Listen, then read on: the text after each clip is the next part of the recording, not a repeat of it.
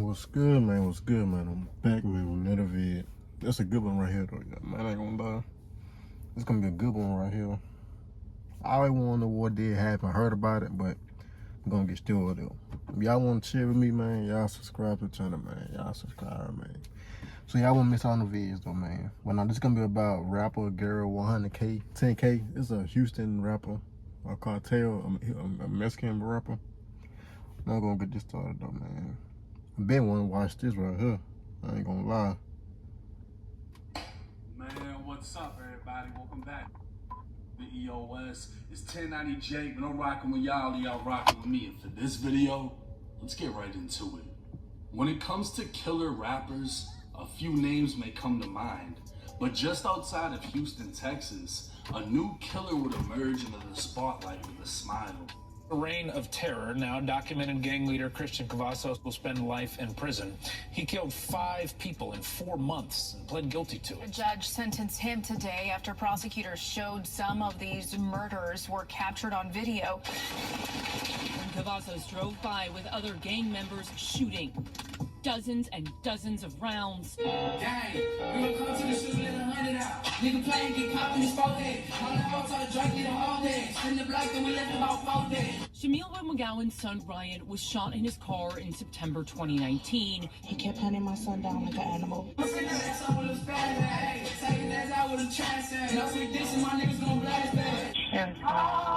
the location of the emergency. Everything on my side, my clip twitching. None of these niggas don't stop clear switching. These niggas switch clips every week. We don't do no skip and hit every street. How can I help you? There is a lot of gunfire going on outside. Okay, how many shots have you heard? How many shots have we heard? Probably 20. Okay. More than 20. You said what I did and I'm clapping the witness. Y'all niggas gonna be in this hole. Y'all niggas gonna be in this hole with me. Listen, don't catch somebody, you gonna be in this hole with us. No, can you please let me talk? Hey, bro. A rap beef would turn into a brutal killing spree, and in less than 4 months, a rival rapper was missing part of his skull, while 5 others were left dead. No one was spared. A 22-year-old cameraman died before his camera hit the ground. Grandparents were gunned down outside of their home, and the rapper's mother would even be arrested for allegedly using her old job to find her son's enemy's address so he could attack. The suburbs of Houston were being terrorized, the feds were being called in, and in this video, we're going to be breaking down the murderous history of Texas rapper Wedo 10K. Born in 2001, Christian Cavazos Jr. would grow up in the suburbs of Houston, primarily around Cypress and Jersey Village. With Mexican parents, he'd be nicknamed Wedo, a Spanish term for someone with fair skin. He'd play football for Campbell Middle School, and early photos would show he came from a large, middle-class family. Even those on Reddit would point out how it seemed he had a great childhood, and the fact that he was in a 2-story home, or how he and his sister had prescription glasses and she had braces. These were all signs of money, or at the very least, parents that cared. But things aren't always as they appear. Then I got the drum.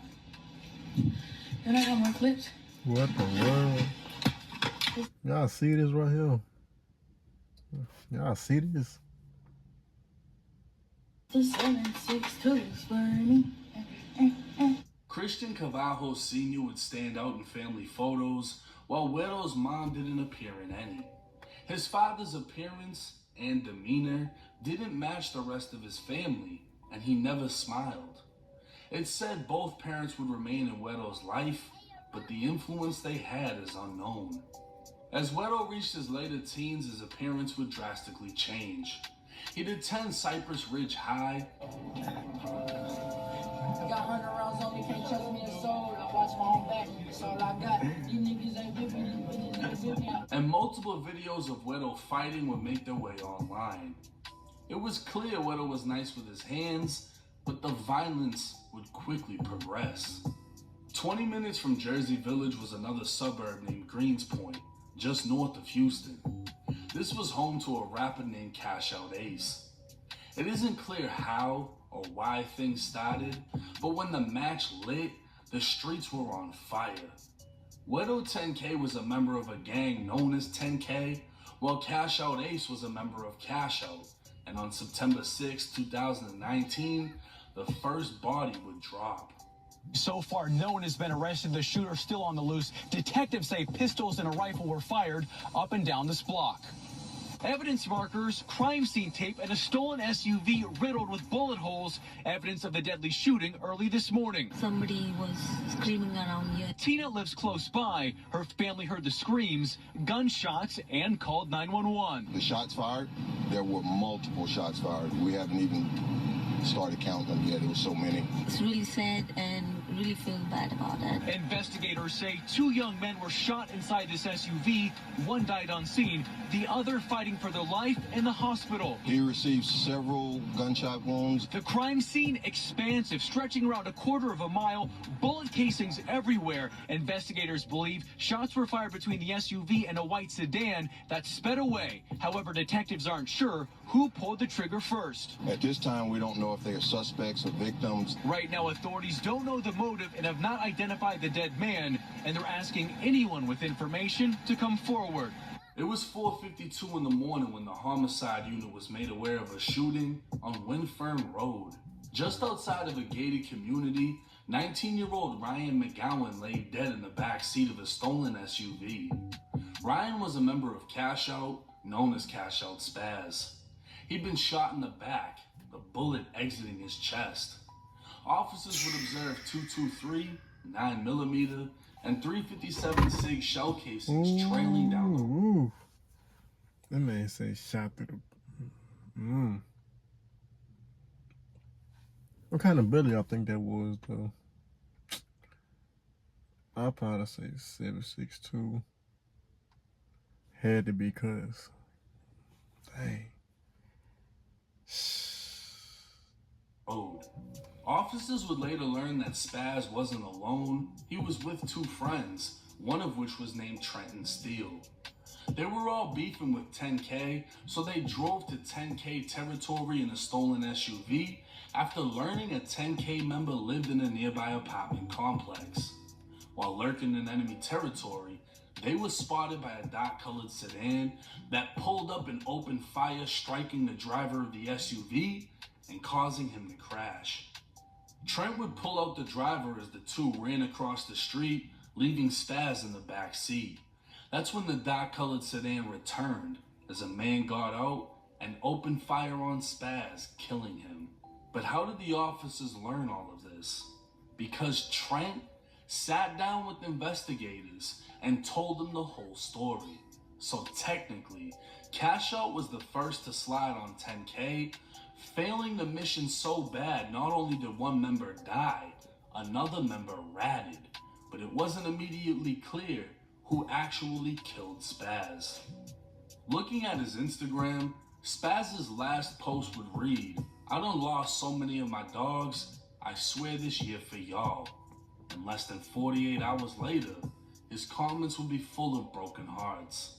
3 days after Spaz's death, Cash Out Ace would drop a song called Ciabatta. In the chorus, he'd say, "Swab smoking pack while I'm fucking on Lilia. Swab smoking pack while I'm fucking on Lilia." Come to find out, Lily was Widow's girl. This was the first time the beef between the 2 was being put into music, and Ace just made himself a target to one of Houston's top crashers. 19 days after Spaz was killed, 10K would strike. It was 1:30 in the morning when Harris County sheriffs received... Man, it's only 8 minutes in. I'm not would have known this video is crazy. I know it's gonna be more crazier.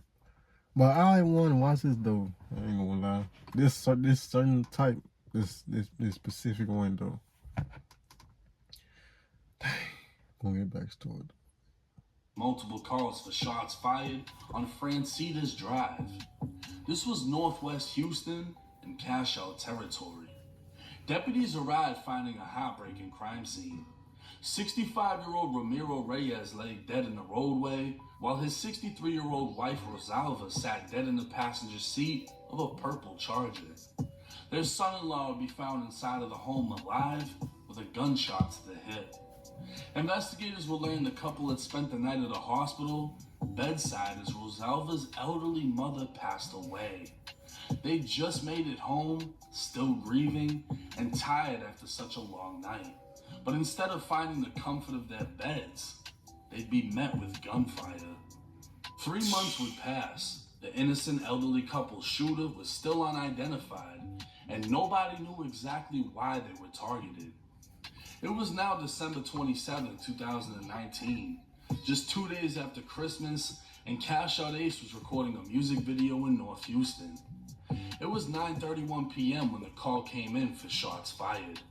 Arriving on scene, 2 men were found dead, 20-year-old Gonzalo Gonzalez and 22-year-old Jonathan Jimenez. 7 other people were shot at the scene, including 20-year-old Cash Out Ace, who was shot in the arm and shot in the head. His older brother Abel was also with him and shot 4 times. Investigators would locate 7.62, 40 Smith & Wesson, and 9mm shell casings at the scene as victims were transported to local hospitals. Ace would be placed in critical condition and equipped to a breathing machine with a bullet lodged in his head. A week after the mass shooting, investigators would speak with Ace's brother Abel, who was still recovering in the hospital. Abel would tell investigators Ace set up a music video shoot and the address was sent to only trusted friends through Instagram.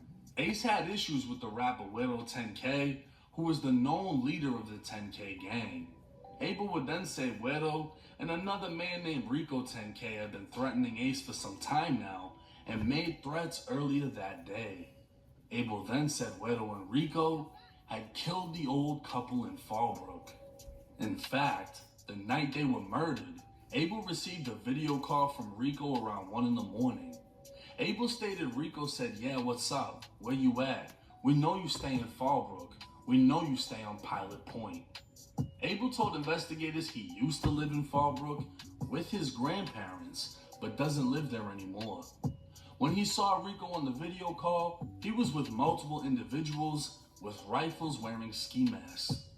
Abel would tell investigators he didn't know how they got his address, and that after the elderly couple was killed, Güero and Rico fled to Austin, Texas for a few days to make it look like they weren't in Houston at the time of the shooting. So not only would Ace's brother give motive for Güero to shoot up the music video, but he'd name Güero and Rico 10K as the ones responsible in a double murder 3 months prior. By now, 5 were dead, and investigators would piece it all together as they'd been investigating the 10K gang for 8 months, and witnesses were rushing to come forward. 7 months after Spaz was killed, a female friend of the victim met with investigators claiming Güero 10K and Rico 10K were responsible for killing him. But it wasn't just that. She'd provide details to the murder that hadn't been released to the public and was consistent with surveillance video that no one but investigators saw. In fact, she only knew about it because Güero and Rico called her on FaceTime, with Rico admitting that he was the driver and Güero saying he doubled back to get out of the vehicle and finish Spaz off. This was consistent with what Trenton Steele witnessed as he saw the shooter's vehicle come back and a man get out firing into the backseat of the SUV, killing Spaz. It would also be learned that the reason Spaz and his friends were hunting for a 10K member was over an argument on Instagram Live. The investigation took a darker turn as law enforcement found out why the elderly couple was murdered. Cash Out Ace's brother Abel told investigators 10K members found out the neighborhood where his grandparents lived, but didn't know how they knew. Cell phone records would show in the hours leading up to the shooting, Güero 10K was communicating with his dad and a T-Mobile employee. The dad allegedly texted Güero's mom, Christina, to see if she could find an address associated with the number. Turns out, Christina previously worked at T-Mobile and reached out to a friend who is currently a manager who used her manager's login to find the address. The phone number belonged to Cash Out Ace's brother Abel and revealed his grandparents' address.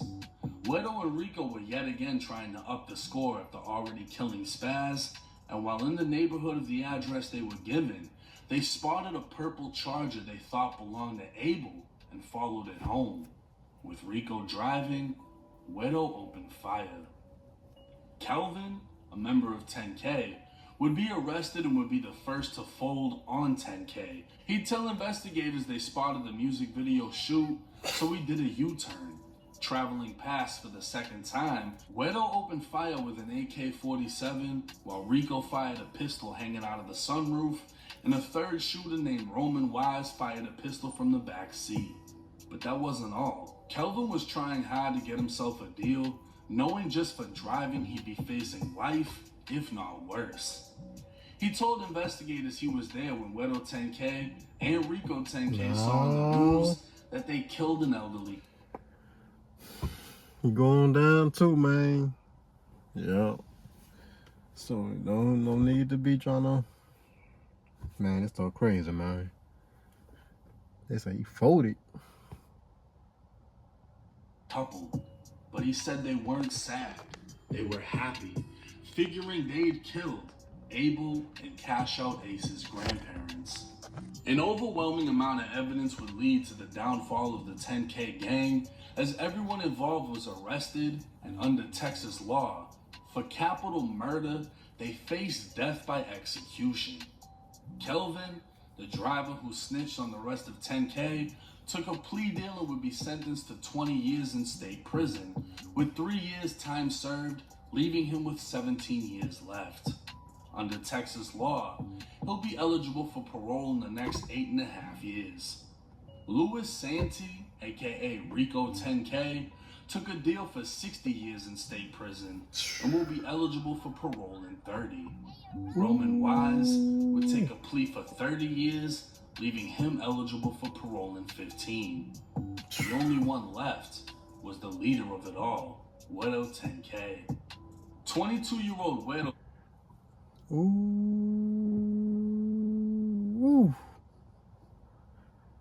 Some years right there for parole.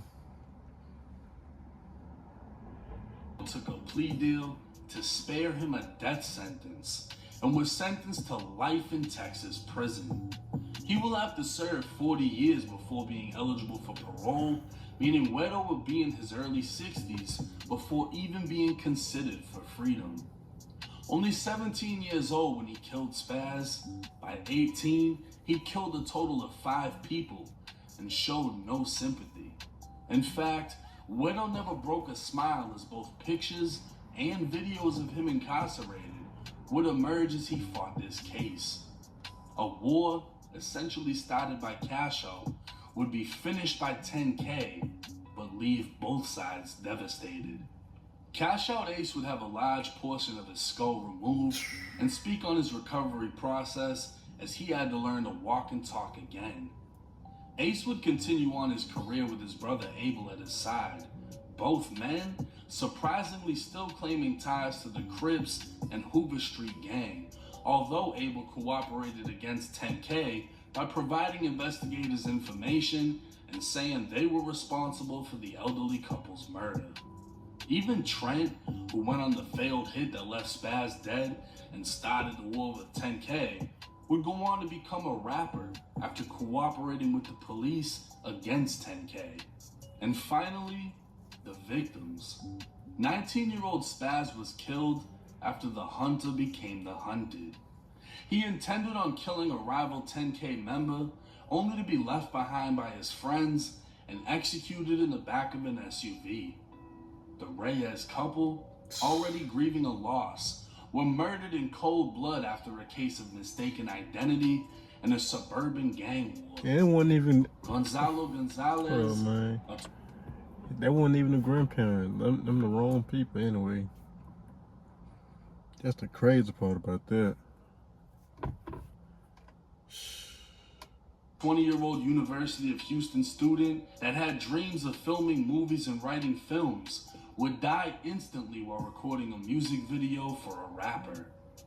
22-year-old Jonathan Jimenez, a friend of Ace, was also killed in the hail of gunfire at the music video shooting. In the end, everyone took a loss. Nothing came out of this but pain, suffering, and a story that will hopefully grab the attention of someone living a similar lifestyle. A story that will open someone's eyes, giving them a glimpse at the road being followed. A road that leads to only prison or death. But hey, it's 1090J. I'm rocking with y'all, y'all rocking with me. If y'all like this video, drop a comment in the comment section. Let me know what y'all thought. I'll see y'all next time. Killed 10K with strike. It was 1:30 in the morning when Harris County sheriffs received. What y'all think about that, man?